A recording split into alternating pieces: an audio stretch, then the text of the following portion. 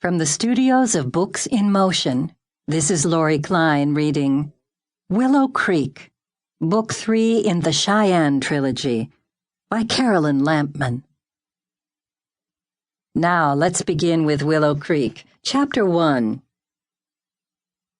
Wyoming Territory, March 1886. Watch it, sodbuster. The drunk cowboy glowered down at Nicki, or what he could see of her. Only faded dungarees and small-booted feet were visible beneath the heavy winter coat and wide-brimmed hat. Don't you know enough to get out of the way when your betters come along? Nicki swallowed a retort and stepped away.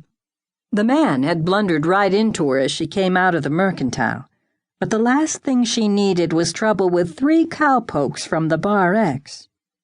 "Hey, boy," said the man's tall, rangy companion. "You owe Shorty an apology." Nicki gritted her teeth. She'd rather spit in his face. "Sorry," she mumbled. "Well, you best teach this squatter some manners, Buck," the third man said with a sinister smile.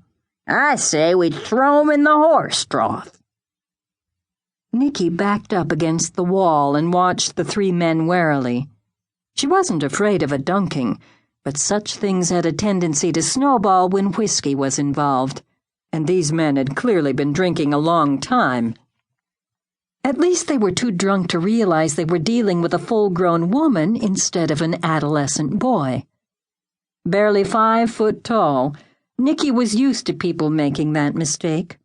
Even without her heavy coat, the bulky long johns effectively hid her slender figure.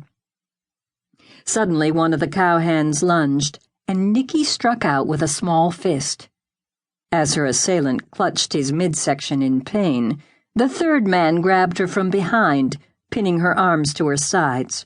Struggling wildly, she soon realized it was impossible to escape that way. She slumped in apparent defeat and waited while the other cowboy approached. When he was a mere 2 feet away, Nicki leaned back and swung her foot up in a vicious kick. Taken unaware, the man holding her stumbled backward as his friend howled in agony when the boot connected with his knee. But it wasn't enough, and Nicki knew it.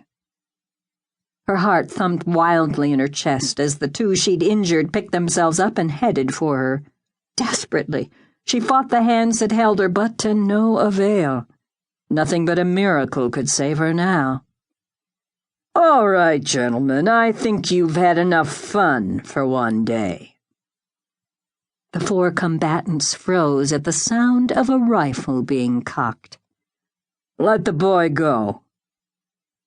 Nicki twisted around in surprise. The voice belonged to a complete stranger. Standing well over 6 feet tall, his bulk seemed to fill the doorway of the mercantile. A full beard hid his expression, but the blue-gray eyes glinted dangerously as he stepped forward onto the boardwalk. His appearance was nearly as menacing as the rifle he held pointed at the man restraining Nicki. "Now, mister," said one of the cowboys, lifting his hands, "you don't understand what's going on. This here's my little brother. Snuck off to town and Pa sent my friends and me to fetch him home." "He doesn't seem to want to go with you." "That's because he was planning on going to the saloon and getting himself a woman," Nicki's captor replied. All at once Nicki found her voice. "That's not true, A hand was clamped over her mouth before she could finish. The cowboy holding her smiled nervously. "He's lying, little brat, too."